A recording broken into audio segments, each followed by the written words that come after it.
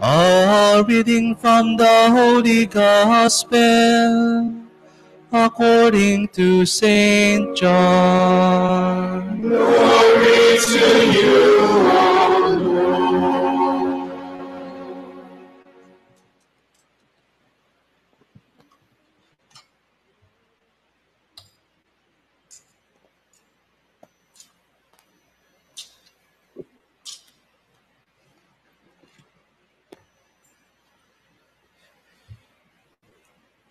Jesus saw Nathanael coming toward him and said of him, "Here is a true child of Israel.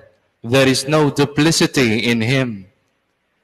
Nathanael said to Jesus, "How do you know me?" And Jesus answered and said to him, "Before Philip called you, I saw you under the fig tree." And Nathanael answered Jesus, "Rabbi, you are the Son of God. You are the King of Israel." And Jesus answered him, "Do you believe because I told you that I saw you under the fig tree? You will see greater things than this." And he said to him, "Amen, amen, I say to you, you will see heaven opened up and the angels of God ascending and descending on the Son of Man." The Gospel of the Lord. Praise to you, Lord Jesus Christ. Please be seated.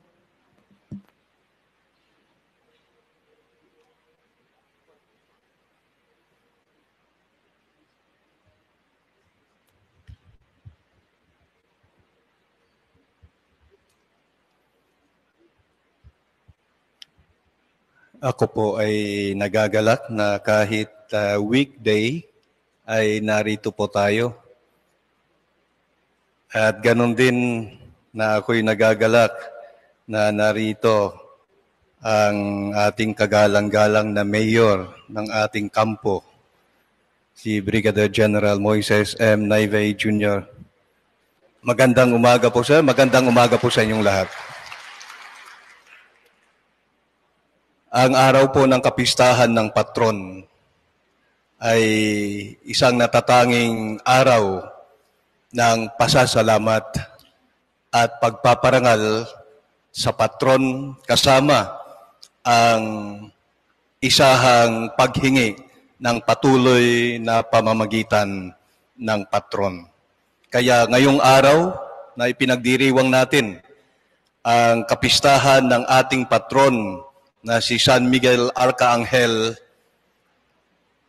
siya ay ating pinararangalan. Siya ay ating pinasasalamatan bilang isang pamayanan habang tayo ay patuloy na humihingi ng kanyang pamamagitan para sa ating mga kahilingan. Viva San Miguel Arcangel! Sino ba si San Miguel?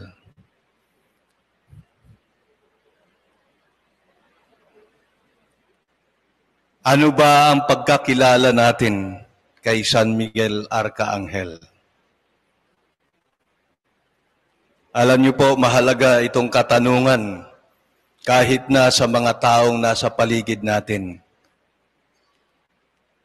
Kung kilala ninyo ng mabuti si Father Johnny Acaso, halimbawa, ay madali nyo siyang malapitan. Di po ba? Ang ating post-chaplain.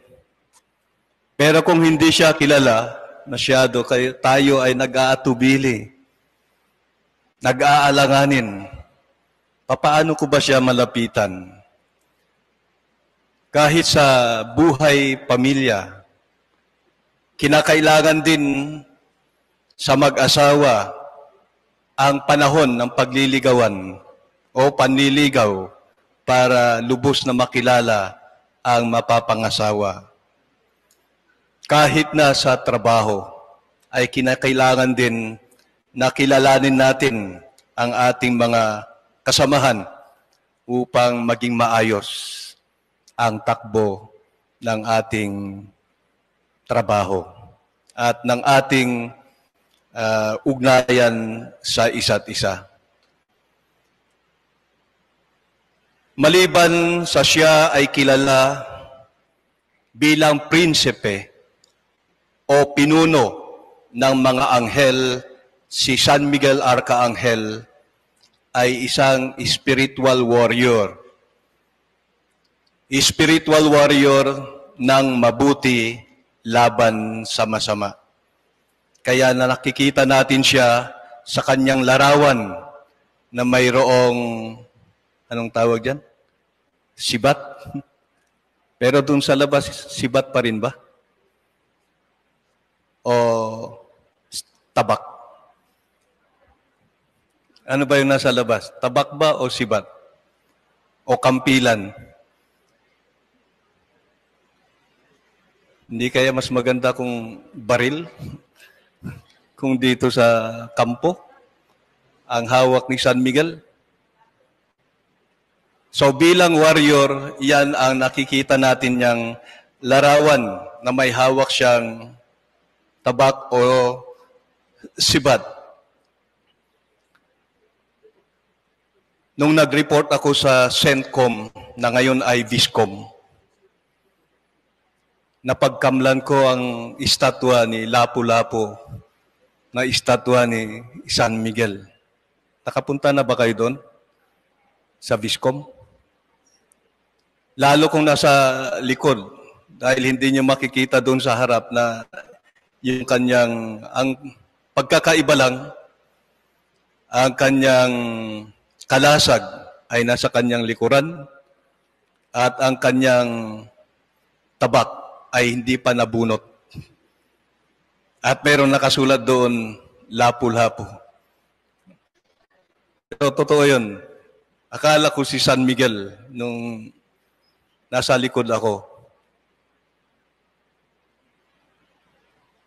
May natanong din ako na isang nagbabantay doon sa tindahan ng mga estatwa dahil naghahanap ako ng estatwa ni San Miguel.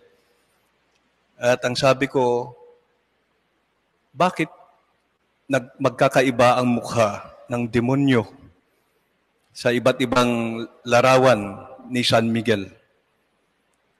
At nung tinanong ko siya, ikaw ba ay isa sa mga gumagawa nito? At ang sabi niya ay hindi raw. Akala ko kasi isa siya o siya ang gumagawa para sabihin ko sana baka ang mukha ng mister mo itong mukha ng demonyo. So, depende siguro sa model. Kaya nagkakaiba. Kahit na ang mukha ni San Miguel ay iba-iba rin. Di ba? May gwapo, may medyo gwapo, may medyo binabae ang mukha. So, depende siguro sa modelo. Si San Miguel ay kinikilala rin na champion ng hustisya.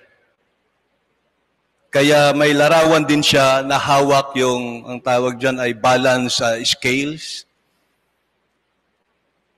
Kinikilala din si San Miguel bilang tagapagaling ng mga may sakit. Guardian ng simbahan at tagapagtanggol ng pananampalataya. Sa mga sinaunang kasulatan ng mga Hudyo, noong 3rd and 2nd century before Christ, may mababasa tayong tungkol kay San Miguel, na siya ang pinuno ng mga anghel at tagapagtanggol ng mga Israelita, na siya ay handang protektahan at ipaglaban ang piniling bayan ng Diyos. Kahit nga sa Islam ay kinikilala si San Miguel. Ang tawag ay Mikael. Sa turo ng simbahan, may 4 na katungkulan si San Miguel Arcangel.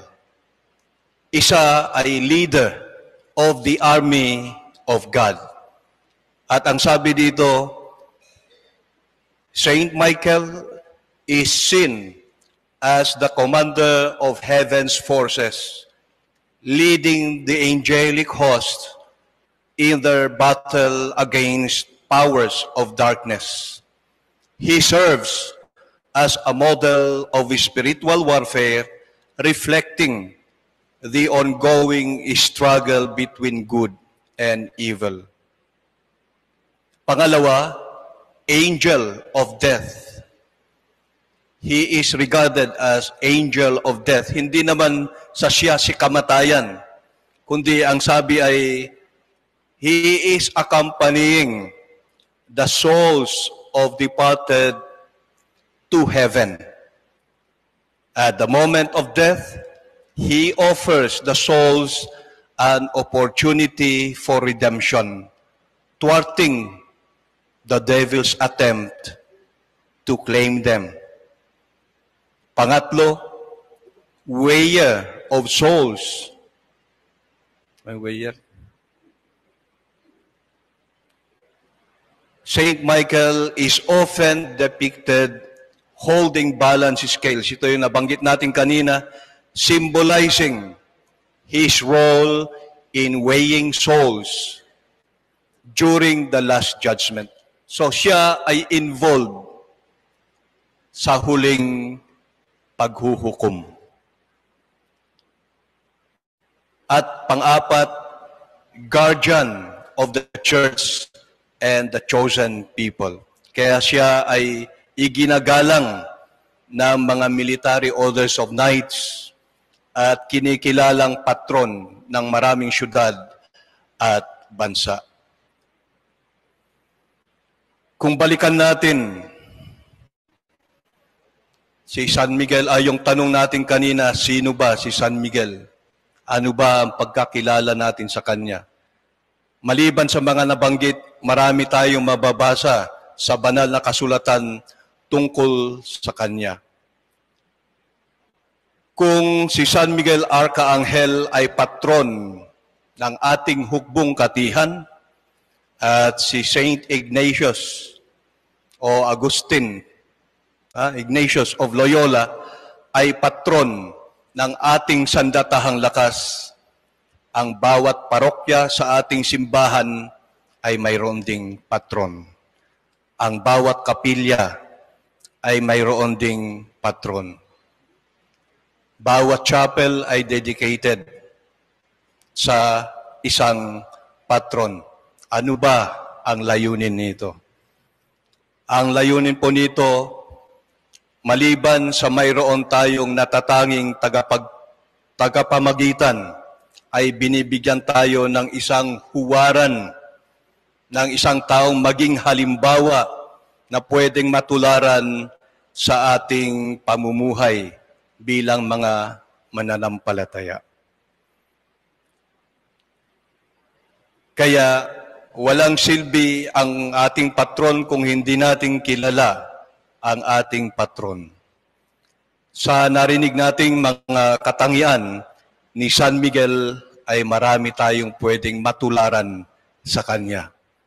Halimbawa na lamang yung lumalaban sa kasamaan. Na siya ang champion ng justice. Na siya ay tagapagtanggol ng simbahan. Kanina ay dinasal natin ang prayer to Saint Michael, the Archangel. Kaya lang hindi na i-flash. Ano ba yung hinihingi natin? Ang sinasabi natin, defend us in battle. So hindi lamang sa labanan, katulad ng encounter ng mga military o pulis, kundi ito ay laban sa kasamaan. I-struggle against evil.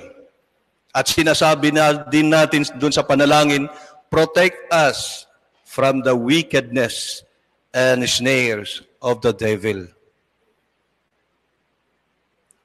Ito yung gusto natin mangyari sa ating buhay. Ito yung gusto nating hingin kay San Miguel. Kaya lang ang katanungan ay makahulugan kaya ang ating dasal sa Kanya kung hindi natin nilalabanan ang kasamaan.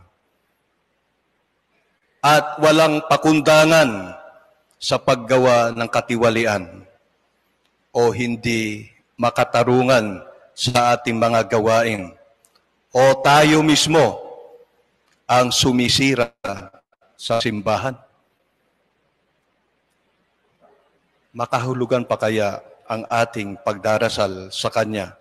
Kaya siguro, ang iba lumalapit sa larawan o estatwa, halimbawa, ni San Miguel Arcangel, ang nahihipo nila, imbes na si San Miguel, di ba? Yung ulo ni Satanas. Kaya lalong kumikintab ang kanyang noo dahil iyon ang nahihipo nila, hindi si San Miguel.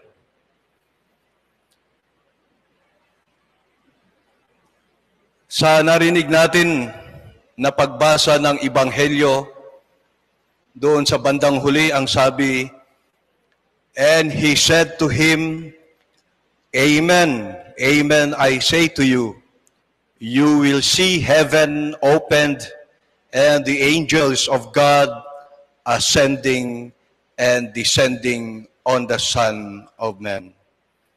Sinasabi lang dito na ang mga anghel bilang mga messengers of God ay mga tulay ng tao papuntang langit.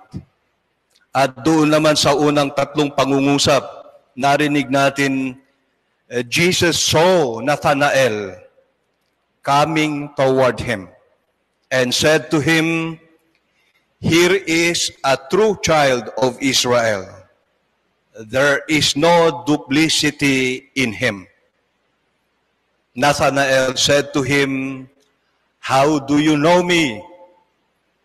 Jesus answered and said to him, before Philip called you, I saw you under the fig tree.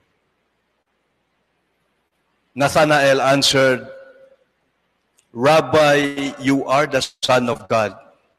You are the King of Israel.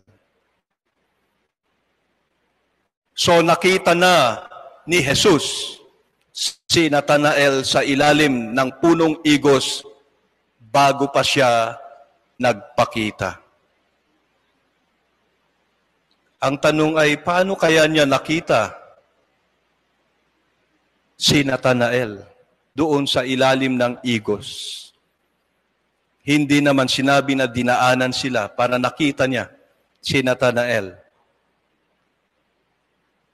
At narinig natin, nakilala ni Nathanael si Jesus. Kaya nasabi niyang, Rabbi, you are the Son of God. You are the King of Israel. Paano rin kaya nakilala ni Nathanael si Jesus?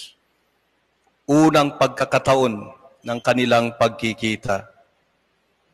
Ang implikasyon nito ay maaaring si Nathanael ay nagdarasal doon sa ilalim ng punong igos nang siya ay tawagin ni Philip o Felipe. At hindi naman talaga nakita ni Jesus. Dito sinasabi lang sa atin ang kapangyarihan ng panalangin. Dahil sa panalangin, nakita ni Jesus si Nathanael. Dahil sa panalangin, ay nakilala ni Nathanael si Jesus. Kung iugnay natin sa tema ng ating pagdiriwang ngayon, ito ang kahulugan ng unleashing divine strength. Sa ating mabubuting pagsisikap, kailangan natin ang biyaya ng Diyos sa pamamagitan ng panalangin upang ang mga ito ay magtagumpay. Ito rin ang isang ini-emphasize ng ating punong general sa hukbong katihan sa mga personnel. To pray. Ngayon mga kapatid, hingin natin ang tulong ng ating patron na si San Miguel Arcangel upang ipamagitan tayo sa ating mga panalangin at palakasin tayo na mapaglabanan ang kasamaan at katiwalian. Mahirapan ang ating kalaban, lalo na ang demonyo na siyang ating tunay na kalaban, na igupo tayo kung tayo ay mabuklod sa tunay na kaisahan na taglay ang pagpapala ng Diyos. Viva San Miguel Arcangel!